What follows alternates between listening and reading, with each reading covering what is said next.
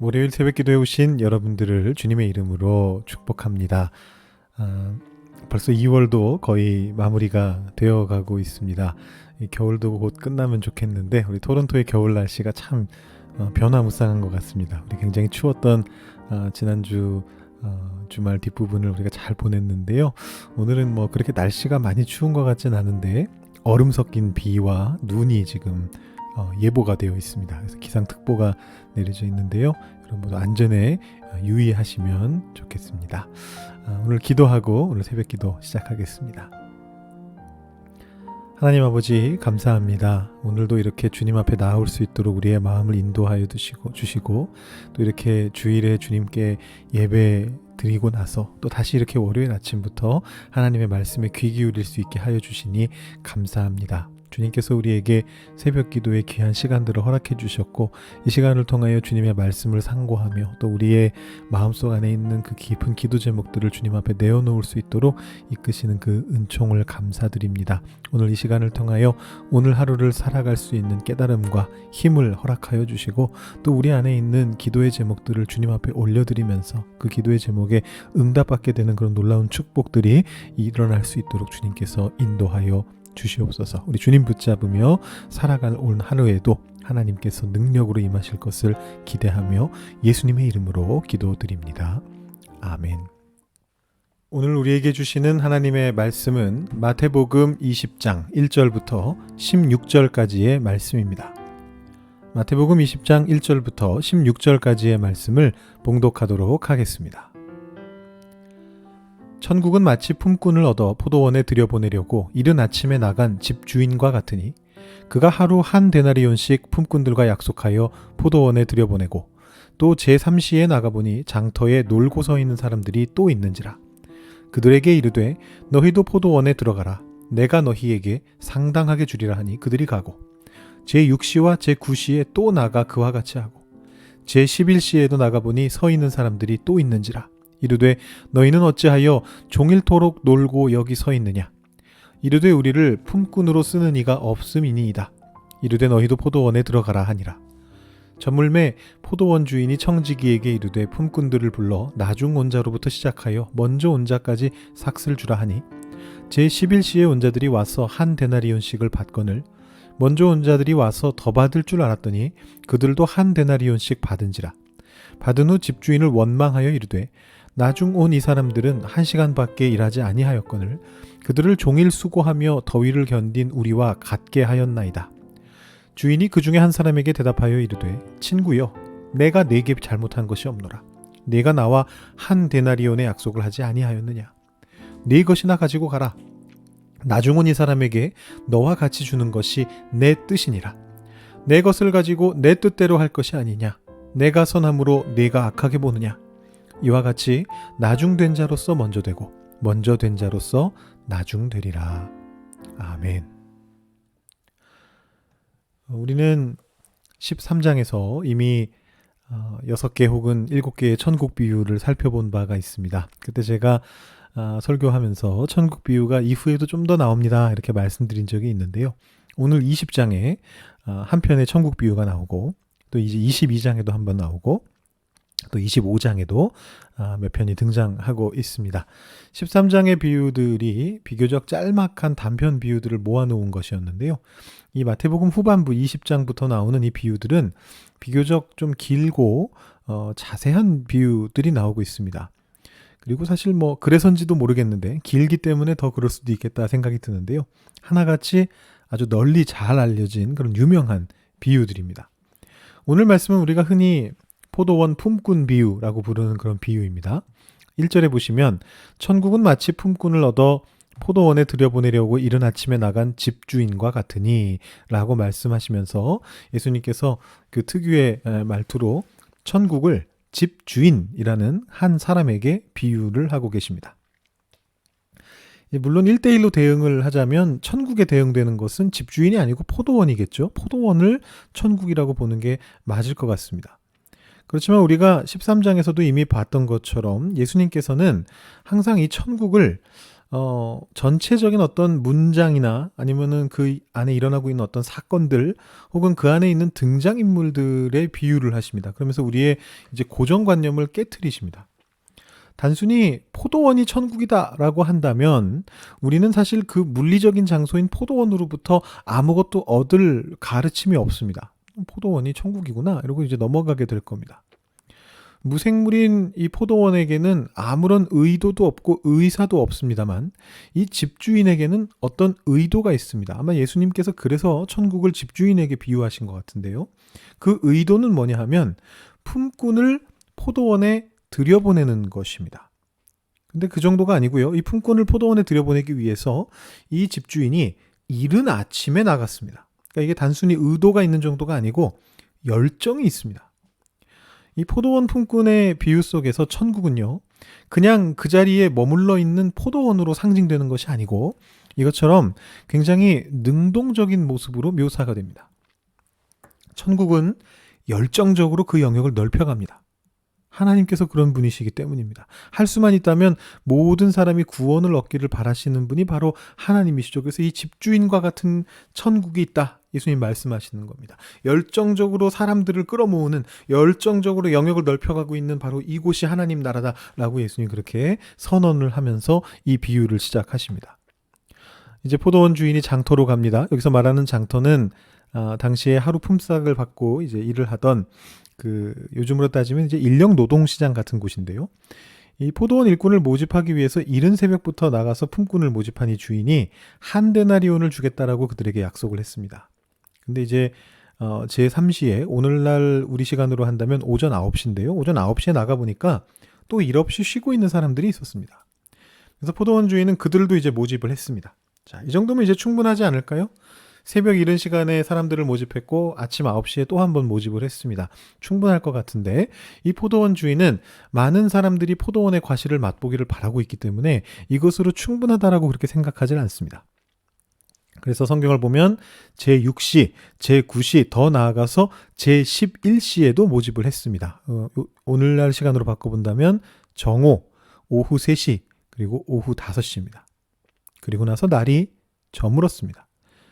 이 날이 저문 시간을 계산해 보면 아마 6시나 7시 정도 되었을 건데 6시로 보는 것이 좀 타당해 보입니다. 우리 다음 주면 우리 캐나다의 경우에 데일라이트 세이빙 타임이 적용이 되지 않습니까? 그리고 이스라엘도 사실은 오늘날에는 일광 절약제, 이 데일라이트 세이빙 타임을 사용하고 있습니다.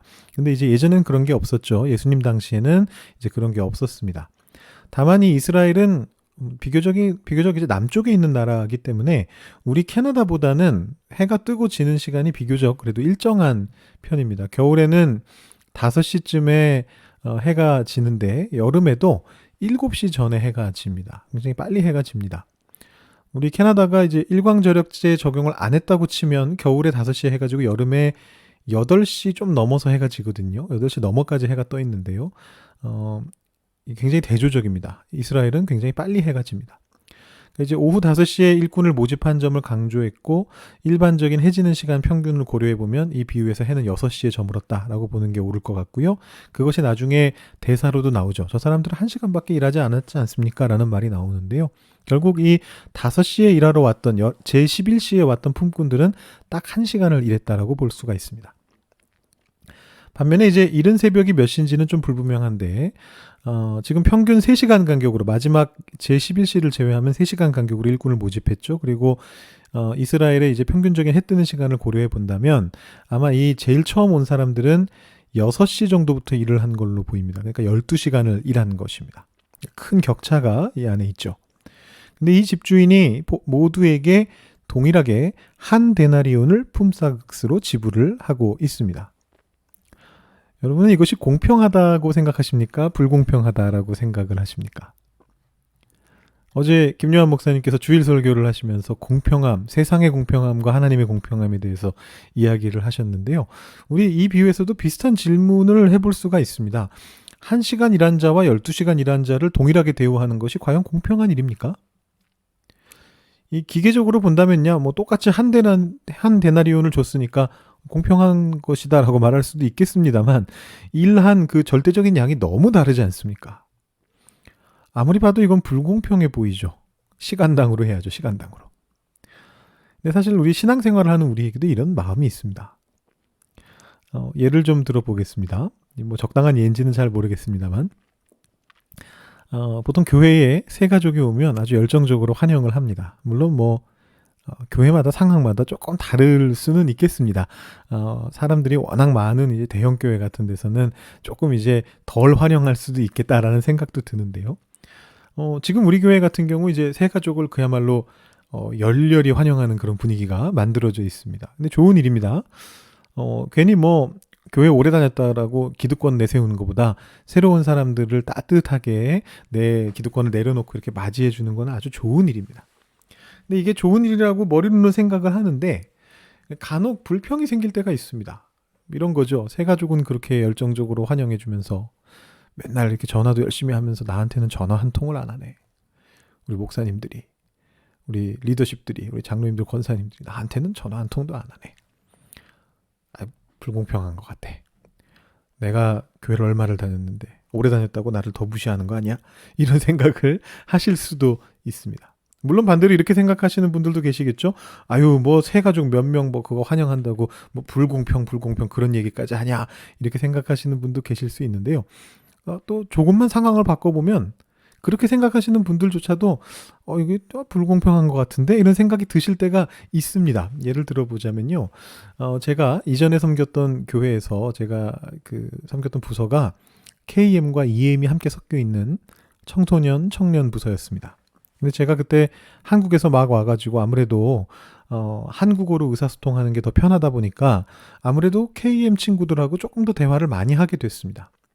근데 이제 어느 날 그런 얘기를 들었습니다. 이렇게 전에 들은 겁니다만 저한테 직접 얘기하신 건 아닌데 소문에 따르면 새로운 목사님이 EM보다 KM을 더 편애한다. 이런 얘기가 돈다. 이런 얘기를 제가 듣게 됐습니다. 이게 좀 억울하긴 했는데요.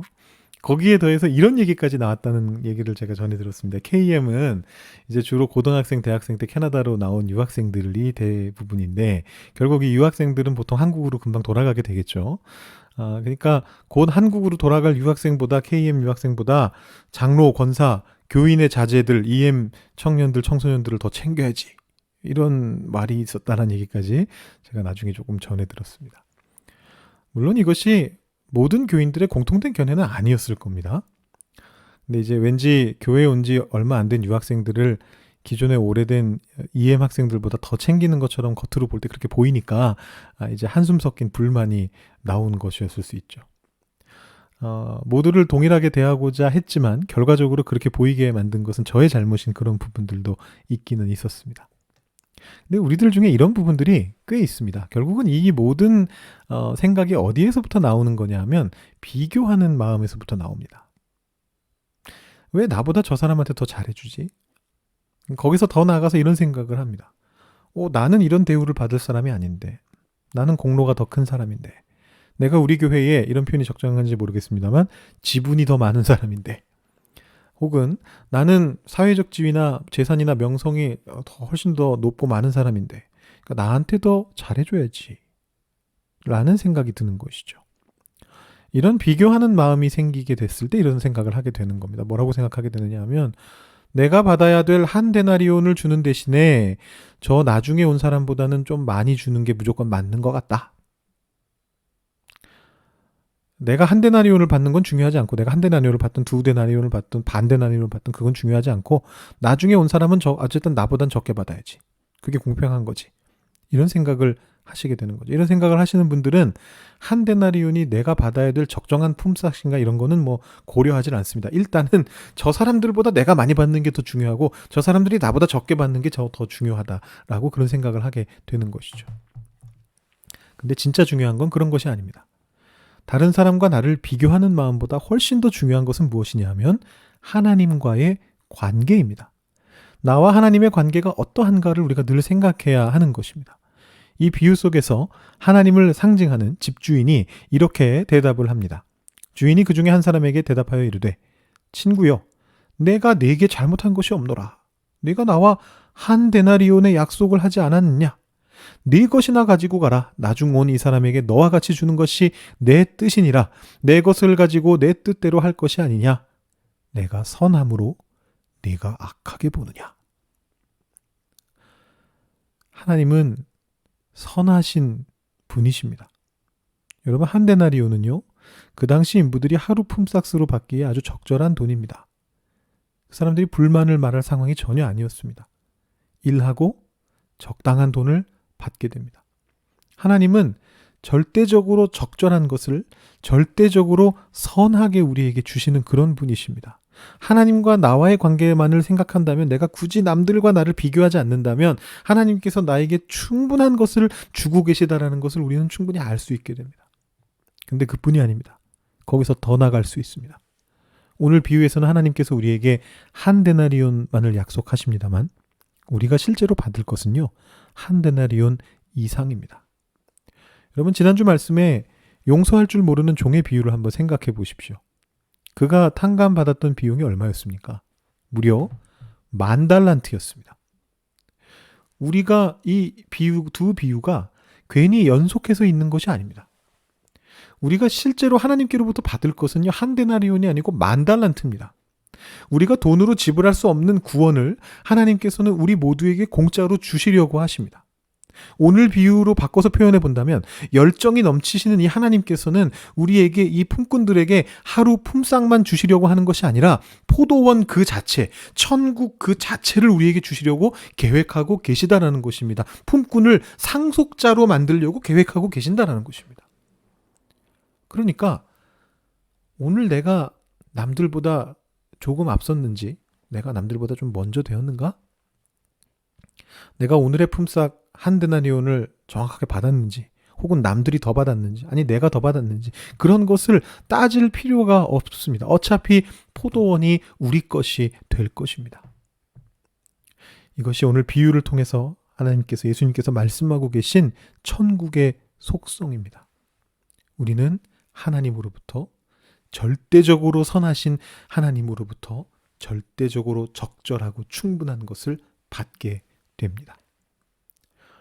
여러분, 오늘 하루 동안 이 말씀을 생각하시면서, 이 마음을 여러분 안에 품으시면서, 이 포도원을 사모하시면서, 우리에게 주어지게 될 이 천국, 이 땅 위에서 우리가 누리게 될 이 영생의 능력을 사모하시면서 선하신 하나님을 높여드리시고, 그리고 삶 속에서 다른 사람이 어떤 대접을 받는가에 집중하지 마시고, 그거보다 나와 하나님 사이의 올바른 관계를 더 우선시하면서 살아가실 수 있는 여러분들 한 분 한 분이 다 되실 수 있기를 바랍니다. 오늘 이 아침부터 이 말씀을 들었으니까 우리의 마음을 주님께로 주파수를 딱 맞추고 주님의 뜻에 합당한 삶을 오늘 하루도 살아갈 수 있도록 도와주시옵소서. 우리 그렇게 기도하시고, 또 여러분 가지고 오신 기도 제목들 주님 앞에 내려놓으신 후에 우리 새벽 기도를 마치시면 좋겠습니다.